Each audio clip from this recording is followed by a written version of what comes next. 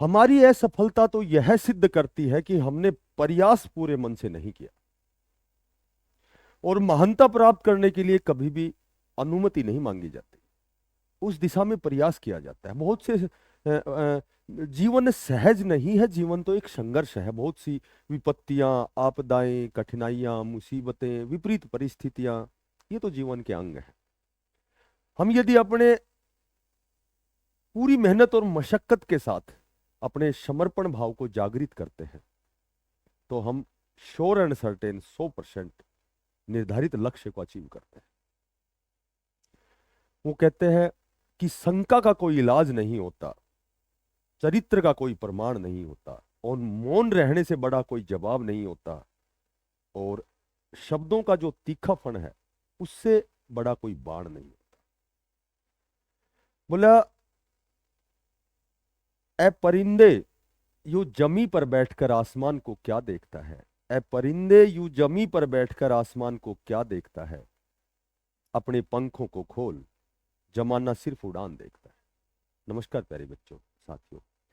देखो, मैंने पिछली वीडियो में आपको बताया था, मैंने बताया था कि डीएसएसबी में ऑलरेडी मैं वहाँ एक अध्यापक के रूप में कार्यरत हूँ। ठीक है, मैं पीजीटी हूँ, प्रवक्ता। और तो वहाँ की जो भी मेरे पास ऑथेंटिक जानकारी है, तो लगभग मैं वीकली एक अपडेट बनाता हूँ। बहुत से साथी अप्रिशिएट भी करते हैं। ठीक है, बहुत से साथी कमेंट्स भी करते हैं कि कुछ जानकारियां भी लेते हैं पर्सनली, कुछ बच्चे मेरे से जुड़े हुए हैं। तो जो ऑथेंटिक जानकारी होती है, तो मैं वीकली एक ही update DSSB Delhi subordinate service selection board की बनाता हूँ, क्योंकि वहाँ वहाँ मैं ऑलरेडी पहले से ही कार्यरत हूँ। तो जाहिर सी बात है, वहाँ की ऑथेंटिक जो जानकारी है या फिर जो भी जानकारी है वो मेरे पास होती है।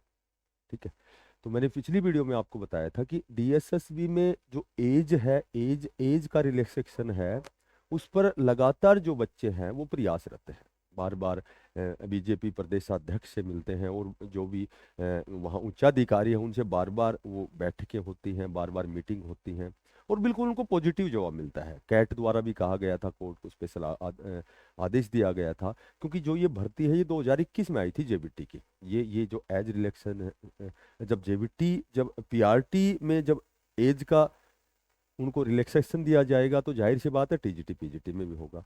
तो वो जो 2021 में जेबीटी की भर्ती के बाद में भर्ती आई 2025 में 1180 पदों पर, मैंने आपको बताया था वहाँ 3 प्रकार की जो एजेंसियां हैं, एमसीडी है, एनडीएमसी है, और उसके बाद में वहाँ डीओई है।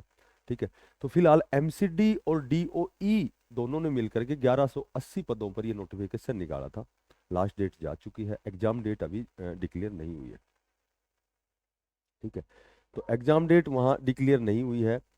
तो अब हुआ क्या कि बच्चों ने प्रयास किया कि जी एज जो 30 साल है, ठीक है, 2021 के बाद में 25 यानी कि 4-5 साल बाद भर्ती आई है, तो हम एज हमारी ओरेज हो चुकी है।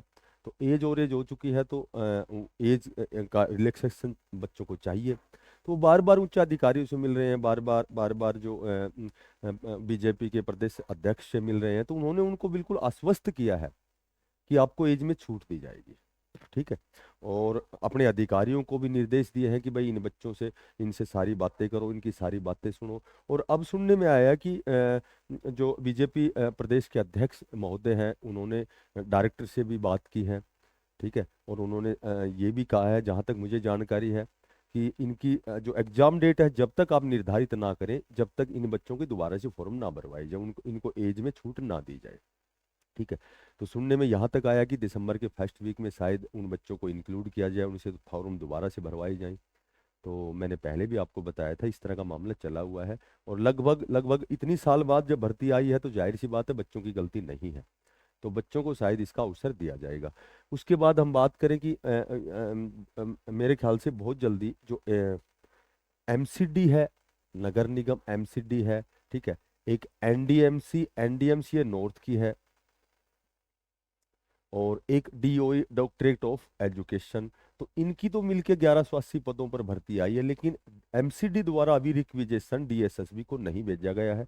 तो यहाँ भी बहुत सी सीटें वैकेंट हैं। तो संभवतः यहाँ आपकी जेवीटी की पीआरटी की एक और बढ़िया भर्ती आएगी, अच्छे पदों पर भर्ती आएगी, और एज में भी आपको छूट दी जाएगी। और जब जेवीटी पीआरटी में जब एज में छूट दी जाती है 30 की बजाय, क्योंकि जनरल की जो सीमा है वो 30 साल तक है, तो 30 साल तक, यदि 30 से पहले 32 थी, 35, तो उस जो टीजीटी है उसमें भी फिर वो एज बढ़ेगी, और पीजीटी में भी मात्र 30 ही साल है जनरल की। तो पीजीटी में तो कहीं ना कहीं वास्तव में ही कम है, क्योंकि पीजीटी टीजीटी का जब जब मास्टर डिग्री 2 साल और एक्स्ट्रा बढ़ते हैं, तो कम से कम पीजीटी की तो एज और बढ़नी चाहिए। तो होता क्या है, लगभग तो इनको बिल्कुल आश्वस्त किया जाता है, बिल्कुल इनको कहा गया है कि भाई आपको दिसंबर के फर्स्ट वीक में आपके जो दोबारा से फॉर्म भरवाए जाएंगे, एज को थोड़ा सा बढ़ा के, एज में छूट दे करके। तो अब इसका जो एग्जाम है, वो लगभग मार्च में, पहले तो सुनने में आया था कि जो एग्जाम है ये फरवरी में, लेकिन यदि फॉर्म भरने की और अवधि बढ़ाई जाती है, एज में छूट दी जाती है, तो ये अब आपका एग्जाम है जो 15 मार्च के बाद ही संभव है। ठीक है, तो लगभग आपका जो एग्जाम है 15 मार्च के भी बहुत अधिक दिन नहीं है अभी, दिसंबर है, जनवरी, फरवरी, 2-3 महीने, क्योंकि तैयारी तैयारी कंपटीशन बहुत ही ज़्यादा कंपटीशन है, जिस हिसाब से बेरोजगारी है, तो आप समझ सकते हैं कि कंपटीशन ज़्यादा है। और विशेषकर डीएसएसबी, दिल्ली राष्ट्रीय राजधानी क्षेत्र है, वहाँ बहुत अच्छी सैलरी है, वहाँ अलग से टीए भी होता है, यात्रा भत्ता होता है, जो एक अलग से होता है, जो स्टेट में नहीं होता है। एचआरए भी वहाँ एक्स सिटी में 30% है, तो वहाँ सैलरी बहुत ही ज़्यादा सैलरी होती है। तो वहाँ वहाँ सभी बच्चों का सपना होता है कि डीएसएसबी के जरिए और हम वहाँ एग्ज़ाम क्रैक करें, वहाँ एग्ज़ाम फाइट करें, वहाँ हम सिलेक्शन लें। ठीक है, तो आपका एग्ज़ाम लगभग जेबीटी का मार्च में सुनने में आया है। और एज की छूट भी मैक्सिमम पॉसिबिलिटी है कि एज की छूट दी जाएगी, क्योंकि 2021 में जब पीआरटी का एग्ज़ाम हुआ था, और उसके 4 से 5 साल बाद में जब एग्जाम पीआरटी का नहीं हुआ, तो आप समझ सकते हैं कि उन बच्चों की गलती नहीं है, उन बच्चों को वो एज की छूट जो है वो मिलनी चाहिए। और उसके बाद में आपका जो एग्ज़ाम है वो भी मैंने बता दिया, लगभग मार्च में प्रस्तावित है, टेंटेटिव डेट है कि 15 मार्च के बाद में आपका एग्ज़ाम पीआरटी का होगा। और एमसीडी की भर्ती भी आपकी पीआरटी के आने की प्रबल संभावना है।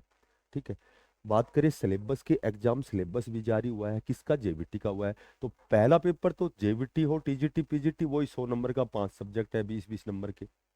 ठीक है, वही math, reasoning, Hindi, English, GK, GS. और सेकंड जो पेपर होता है टीजीटी का, तो पार्टिकुलर सब्जेक्ट का होता है विद पेडागोजी, यानी शिक्षण विधियां भी होती है। यदि कोई हिंदी का अध्यापक है, ठीक है, हिंदी उसका सब्जेक्ट है, तो सेकंड पेपर हिंदी के क्वेश्चन विद हिंदी की शिक्षण विधियां हो गई।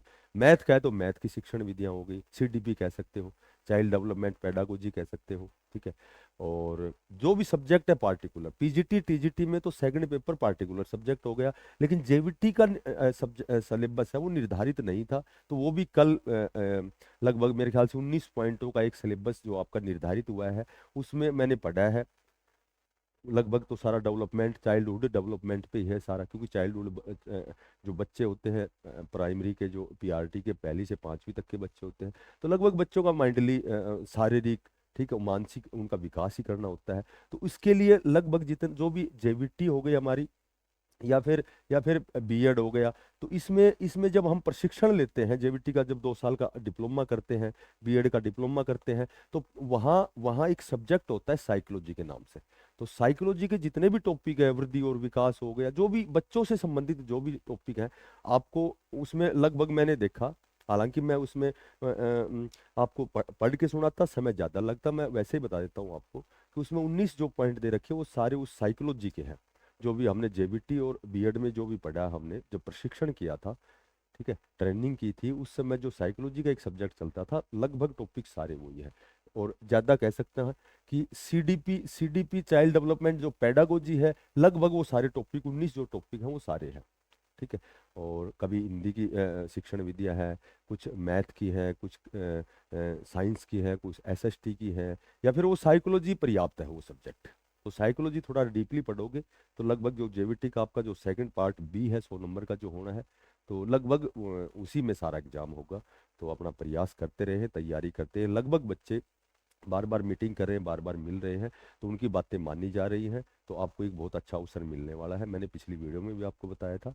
और अपना तैयारी करते रहें, बहुत जल्दी आपको अवसर मिलेगा, आपको एग्ज़ाम की तैयारी करनी है, उसके बाद आपको एग्ज़ाम पास करके और अपने सपने को साकार करना है। तो जो भी साथी बच्चे नए हैं, चैनल को जरूर सब्सक्राइब करें, ज़्यादा से ज़्यादा इसको शेयर करें। फिर मिलते हैं नई अपडेट के साथ, तब तक के लिए बेस्ट ऑफ लक, सभी को धन्यवाद।